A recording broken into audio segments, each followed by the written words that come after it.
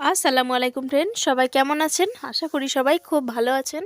রুমার রান্নাঘরে সবাইকে স্বাগত জানিয়ে শুরু করছি আজকের রেসিপি। তো ফ্রেন্ডস, আমার আজকের রেসিপি পাটিসাপটা পিঠা। তো কোন প্রসেসে পাটিসাপটা পিঠা বানালে একদমই একটা পিঠেও ভেঙে যাবে না বা উল্টাতে গেলে ছিঁড়ে যাবে না, সেই প্রসেসটা আজকে আপনাদের সাথে শেয়ার করব। তো প্রথম থেকে শেষ অবধি আপনারা দেখতে থাকুন, আশা করছি আপনাদের ভালো লাগবে। তো প্রথমে আমি পাটিসাপটার ব্যাটারটা বানিয়ে নেব। তার জন্য এরকম একটা পাত্র নিয়ে নিয়েছি, আর এই পাত্রের মধ্যে আমি নিয়ে নেব 2 বাটি চালের গুঁড়া বা চালের আটা। তো যেই বাটিতে মেপে আপনারা চালের আটা নেবেন, সেই বাটিতেই মেপেই কিন্তু প্রত্যেকটা উপকরণ নেবেন। তো আমি 2 বাটি চালের আটা নিচ্ছি 1 বাটি ময়দা, আর এই বাটিরই হাফ বাটি নেব সুজি। আর তারপরে দিয়ে দেব 1 চামচ পরিমাণ, পুরোপুরি 1 চামচ পরিমাণই নুন এখানে আমার লাগবে। এবার শুকনো উপকরণগুলো ভালোভাবে মিশিয়ে নিচ্ছি। তারপরে এর মধ্যে আমি দিয়ে দেব গুড়। যেহেতু এটা শীতকাল, তাই জন্য গুড়ের পিঠে খুবই খেতে ভালো লাগে। আর আজকে পিঠাগুলো আমি গুড় দিয়েই বানাবো, আর দুধ দিয়ে ব্যাটারটা আমি রেডি করব। তো এখানে 1 বাটি পরিমাণ গুড় আমি নিয়েছি। তো গুড়টা দেওয়ার পরে ফোটানো দুধটাও আমি অল্প অল্প করে দিতে থাকবো আর মেখে নেব ব্যাটারটা ভালোভাবে। দুধ আর এই গুড় দিয়ে যদি ব্যাটারটা রেডি করা যায়, তাহলে কিন্তু এই পাটিসাপটার পিঠাটার টেস্টটা কিন্তু দ্বিগুণ হয়ে যায়। অসম্ভব মজার লাগে খেতে এই পাটিসাপটা পিঠা। তো গুড় কিন্তু বেশি দেব না, আমি ওই 1 বাটি পরিমাণে গুড় দিয়েছি, যাতে হালকা হালকা মিষ্টি খেতে লাগে। আর পুরগুলো তো মিষ্টি থাকছেই। আমি ক্ষীরসা পাটিসাপটা বানাবো, আর বানাবো নারকেলের পুর দিয়েও পাটিসাপটা বানাবো। অল্প অল্প করে দুধ দিয়ে ব্যাটারটা আমি রেডি করে নিয়েছি। ব্যাটারটা কীরকম হবে আপনারা দেখে বুঝতে পারছেন, তবু আমি আরেকবার ভালোভাবে দেখাবো যে ব্যাটারটা কীরকমভাবে রেডি করে নিতে হবে। আর এই ব্যাটারটা সম্পূর্ণভাবে রেডি করে নিতে এখানে আমার দুধ লেগেছে পুরোপুরিভাবে 1 লিটার। আর এই যে দেখুন, স্প্যাচুলার সাহায্যে যখন ব্যাটারটা তুলছি, ব্যাটারটা কিন্তু পড়ে যাচ্ছে এবং স্প্যাচুলার কালারটা হালকা হালকা বোঝা যাচ্ছে। ঠিক এই রকমই ঘনত্ব ব্যাটারটা রাখতে হবে। আর এখন আমি এটা ঢেকে রেখে দেবো আধ ঘন্টার জন্য, যাতে করে এর মধ্যে যে সুজিটা আছে সেটা ভালোভাবে ভিজে যেতে পারে। বা যখন ফুলে উঠবে তখন কিন্তু এই ব্যাটারের ঘনত্বটা আর একটু ঘন হয়ে যাবে। তখন আরও একটু দুধ দিয়ে আমি ব্যাটারটা ঠিকঠাক মতো রেডি করে নেব। তো এখন আমি পুর রেডি করে নেব। তার জন্য একটা বড় সাইজের নারকেলকে খুব ভালোভাবে কুড়িয়ে নিয়েছি, আর এই নারকেলটা দিয়ে এখন আমি পুর রেডি করব। এই নারকেলের পুরটা রেডি করতেও কিন্তু আমি এখানে গুড় ব্যবহার করব। আগেই বলেছি, যেহেতু শীতকাল, তাই গুড়ের পিঠে খেতে আমাদের খুবই ভালো লাগে। আর নারকেলের পুর যদি গুড় দিয়ে রেডি করা হয়, তার টেস্টটা অন্যরকম আসে, কালারটাও সুন্দর আসে। যদি চিনি দিয়ে রেডি করা হয়, সেক্ষেত্রে কিন্তু অনেকক্ষণ সময় লাগে এরকম একটা কালার আনতে। তো গুড়টা ভালোভাবে মিশিয়ে নিয়ে একটু ঢেকে দিয়েছিলাম, যাতে নারকেলগুলো একটু নরম হয়ে যায়। আর নাড়তে নাড়তে দেখুন, এই যে গুড়ের মধ্যে এখনও যে রসটা আছে পুরোপুরিভাবে টেনে যায়নি। তো নারকেলের পুরটা হতে সময় আর একটু লাগবে। তো নেড়ে চেড়ে নিতে প্রায় 3 থেকে 4 মিনিট মতো নাড়তে নাড়তে দেখুন, গুড়ের রসটা অনেকটাই কিন্তু নারকেলের মধ্যে টেনে গেছে। এই পর্যায়ে কিন্তু আমি নারকেলের পুরটাকে নামিয়ে নেব, যাতে করে একবারেই শুকনো শুকনো না হয়ে যায়। একটু রসালো থাকলে খেতে ভালোই লাগবে।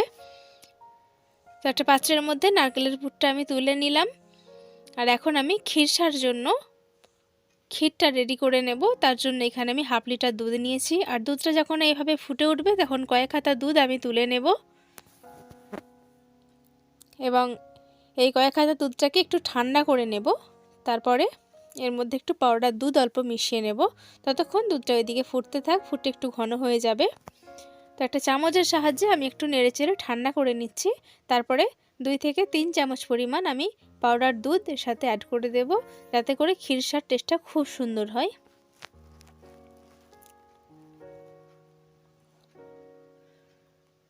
তো এখন নেড়েচেড়ে খুব ভালোভাবে মিশিয়ে নেব, আর তারপরে দুধটার সাথে মিশিয়ে নেব।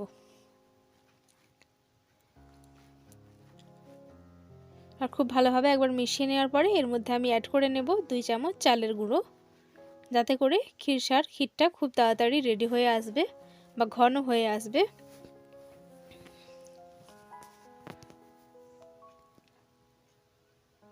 তো 2 চামচ চালের গুঁড়ো আমি দিয়ে দিলাম। এবার এটা নাড়তে থাকবো। আপনাদের কাছে যদি দুধ বেশি পরিমাণে থাকে সেক্ষেত্রে আপনারা দুধটাকে বেশিক্ষণ জাল করেও খিরসা বানাতে পারেন।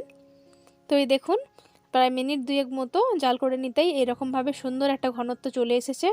আর এই পর্যায়ে এই খিরসার টেস্টটা আরেকটু বাড়িয়ে দিতে বা দ্বিগুণ করে দিতে এর মধ্যে আমি অ্যাড করে নেব নলেন গুড়ের মাখা বা সন্দেশ, যাতে করে এই খিরসার টেস্টটা কিন্তু খুবই মজার হয়ে যায়। আপনারাও চেষ্টা করবেন খিরসার মধ্যে নলেন গুড়ের মাখা বা সন্দেশ দিয়ে দিতে। আমি 100 গ্রাম পরিমাণ দিয়ে দিচ্ছি আর তারপরে খুব ভালোভাবে একবার মিশিয়ে নেব। এই পর্যায়ে কিন্তু অল্প একটু নরম আছে, জাস্ট আর 1 মিনিট মতো একটু টানিয়ে নামিয়ে নিলেই যথেষ্ট। এই যে দেখুন এখন মনে হচ্ছে একটু নরম আছে, কিন্তু ঠান্ডা হয়ে গেলে এটা কিন্তু শক্ত হয়ে যাবে। আপনারা দেখে বুঝতে পারবেন যখন পাটিসাপটাগুলো আমি বানাবো। তো এই পর্যায়ে আমি ফ্লেমটা অফ করে দিয়েছি। তো একটা তাওয়া বসিয়ে দিয়েছি পাটিসাপটাগুলো বানিয়ে নেওয়ার জন্য। আপনারা নর্মাল কড়াইতেও বানাতে পারেন, তাতে করে কিন্তু কড়াইটা একটু জাল করে নিতে হয় বেশিক্ষণ, না হলে কিন্তু পাটিসাপটার তলাগুলো লেগে যায়। আমি ননস্টিক নিয়েছি আর তার মধ্যে অল্প পরিমাণে একটু তেল ব্রাশ করে নিচ্ছি।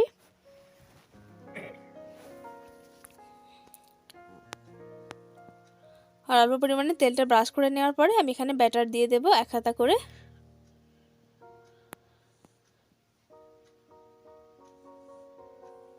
এর থেকে বেশি পাতলা কিন্তু ব্যাটারটা করতে যাবেন না, তাহলে কিন্তু ওঠাতে পারবেন না পাটিসাপটা। তো এই যে দেখুন এখন অনেকটা টেনে গিয়েছে। এই পর্যায়ে আমি ক্ষীরটা দিয়ে দেব। এই যে দেখুন ক্ষীরসাটা কতটা পাতলা নামিয়েছিলাম আর কতটা শক্ত এখন হয়ে গেছে। আর এই ক্ষীরসা মুখে দিলেই কিন্তু মিলিয়ে যাবে, অসম্ভব মজার খেতে লাগে এই ক্ষীরসা এইভাবে বানালে। আর এই যে দেখুন পিঠে একদমই কিন্তু ভেঙে যাচ্ছে না আর খুবই সুন্দরভাবে পাটিসাপটার মতো গোড়ানো হয়ে যাচ্ছে। তো এক এক করে আমি সবগুলো পিঠাই রেডি করে নেব। আর একটা ক্ষীরসা পাটিসাপটা আমার রেডি হয়ে গেল।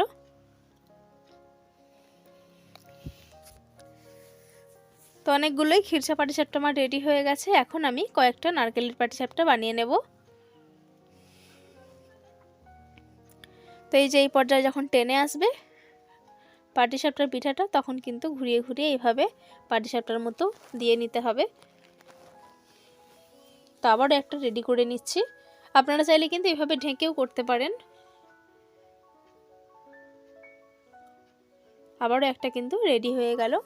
তো সবগুলো পাটিসাপটাই এখন আমার রেডি হয়ে গেছে।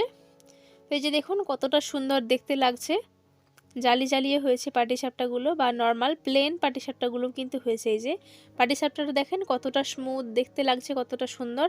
এই পাটিসাপটা কিন্তু এভাবে মুড়লেও কিন্তু ভেঙে যাবে না। এই দেখেন আমি দেখাচ্ছি, ব্যাটারটা এত সুন্দরভাবে মাখা হয়েছে যে এভাবে মুড়লেও কিন্তু ভেঙে যাচ্ছে না, আর এতটা নরম হয়েছে পিঠেগুলো।